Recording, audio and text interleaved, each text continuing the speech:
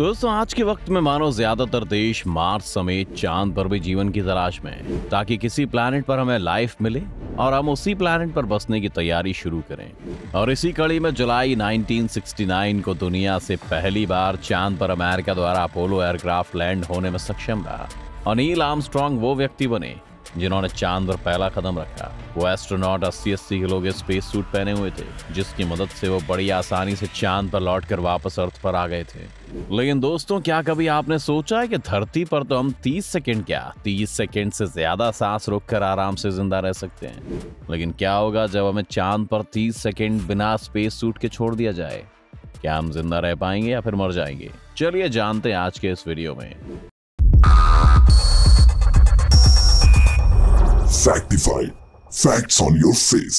दोस्तों आज का दौर साइंस और टेक्नोलॉजी का दौर माना जाता है, जहां टेक्नोलॉजी के लिए सब कुछ लगभग मुमकिन सही है। लेकिन दोस्तों इस दौर में भी अगर आप चांद पर बिना स्पेस सूट पहने एक कदम भी रखते हैं तो मानो आपकी जिंदगी का उल्टा समय शुरू।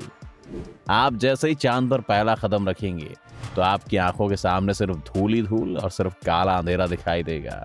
और स्पेस में तो ऑक्सीजन ही नहीं, सांस लेने के लिए ऑक्सीजन तो सिर्फ हमारी अर्थ पर है, क्योंकि अर्थ के पास खुद का एटमॉस्फेयर है। ऑक्सीजन के बिना आप सांस तो ले ही नहीं पाएंगे। साथ में जो ऑक्सीजन आपके ब्लड में मौजूद होगी उसकी बदौलत आप सिर्फ 15 से 20 सेकंड तक ही जिंदा रह पाएंगे, क्योंकि जैसे ही आपके ब्लड में मौजूद ऑक्सीजन भी खत्म होगी वैसे ही आपके ब्रेन में मौजूद सेल्स धीरे धीरे मरते जाएंगे और आपकी बेहद दर्दनाक मौत होगी। हमारी अर्थ को हर जगह से एक वायुमंडल वातावरण ने कवर करके रखा है और इस वायुमंडल का हमारी पृथ्वी पर मौजूद हर चीज के ऊपर बहुत ही भयंकर दबाव पड़ता है। लेकिन बचपन से ही या फिर कहें कि ह्यूमन सिविलाइजेशन की शुरुआत से ही ह्यूमन को इस दबाव को झेलने की आदत है। यही वजह है कि हम इंसान पृथ्वी के वातावरण के दबाव को नोटिस नहीं कर पाते। लेकिन दोस्तों आप जैसे ही चांद के ऊपर जाएंगे वहां पर तो आपको कोई भी वायुमंडल नहीं मिलेगा। इतने बड़े बदलाव को हमारी बॉडी अडेप्ट ही नहीं कर पाएगी, जिसके कारण हमारी बॉडी से नाइट्रोजन बबल के रूप में बाहर निकलने लगेगी और आपकी बॉडी मानो बलून की तरफ फूलने लगेगी। लेकिन आपकी बॉडी बलून की तरफ फटेगी नहीं, क्योंकि हमारी बाहरी चमड़ी हमारे शरीर को फटने से बचा लेगी। लेकिन इस हालत में अगर आपने सांस रोकने की कोशिश की तो आपके लंग्स फट सकते हैं। ऐसे में थोड़ी देर और जिंदा रहने के लिए आपको कंटिन्यूअसली सांस को छोड़ते रहना होगा। ऐसा इसलिए दोस्तों क्योंकि चांद पर बॉडी ऐसा फील करती है मानो समुद्र की गहराई में जब पानी का प्रेशर उसकी बॉडी पर पड़ रहा हो। चांद पर वायुमंडल कम होने के कारण आप चांद पर एक बूंद पानी भी रखेंगे तो वो फौरन भाप बनकर उड़ जाएगा। चांद पर पानी को भाप बनने के लिए 100 डिग्री सेल्सियस होना जरूरी नहीं है। यानी कि अगर आप चांद पर बिना स्पेस सूट के हैं तो आपकी आंखों का पानी, मुंह के अंदर मौजूद सलाइवा सब भाप बन जाएगा, लेकिन बॉडी के अंदर मौजूद ब्लड पच जाएगा, क्योंकि हमारा ब्लड वेसल्स के अंदर दौड़ता है। दोस्तों आपको ये बात तो मालूम ही होगी कि इंसानों को जिंदा रहने के लिए ऑक्सीजन के साथ साथ टेम्परेचर भी उतना ही जरूरी है, क्योंकि इंसान ना तो ज्यादा टेम्परेचर को सह सकता है और ना ही कम टेम्परेचर को। चांद पर जब सूरज की किरणें पड़ती हैं तो चांद का एवरेज टेम्परेचर जहां 127 डिग्री सेल्सियस होता है और वही रात के समय में चांद का एवरेज टेम्परेचर -173 डिग्री सेल्सियस हो जाता है। अब आप सोच ही सकते हैं कि अगर इंसान बिना स्पेस सूट के चांद पर जाता है तो उसका क्या हाल होगा। माने दिन में जाएगा तो जल के खाक हो जाएगा, गर्मी से बचने के लिए रात में जाएगा तो ठंड की वजह से जमकर बर्फ का टुकड़ा बन जाएगा। दोस्तों चांद का जो एक दिन होता है वो धरती के 29 दिनों के बराबर होता है। हमारी धरती पर ओजोन लेयर की परत है, जिसके कारण सूरज की यूवी रेस से हमें कोई प्रॉब्लम नहीं होती। लेकिन वहीं चांद के पास खुद की कोई ओजोन लेयर नहीं है, जिसके कारण सूरज की यूवी रेस सीधा आपकी बॉडी पर आएंगी और आप फौरन जलना शुरू हो जाएंगे।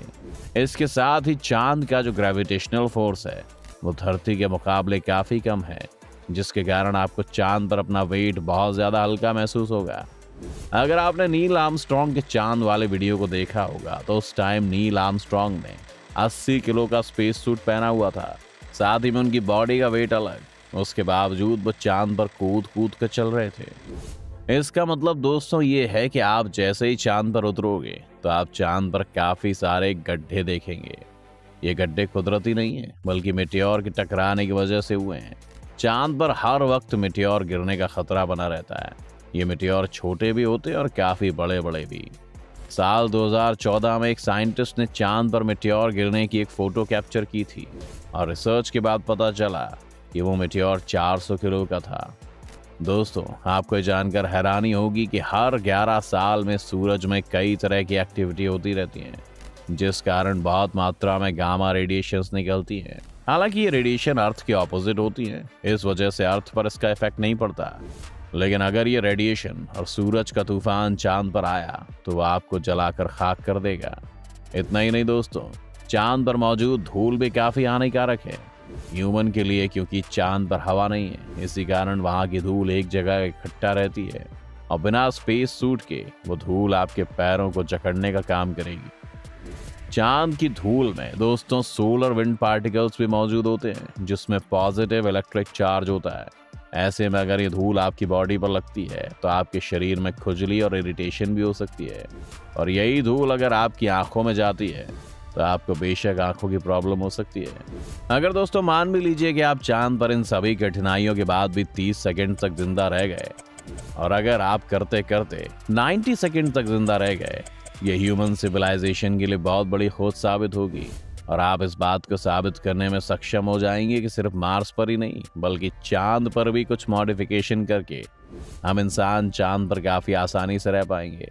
आप जिंदा रहे या नहीं, लेकिन आपका बलिदान ह्यूमन सिविलाइजेशन के लिए काफी महत्वपूर्ण साबित हो सकता है।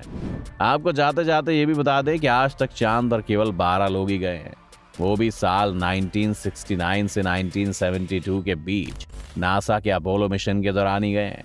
लेकिन 1972 से अभी तक चांद पर कोई नहीं गया है।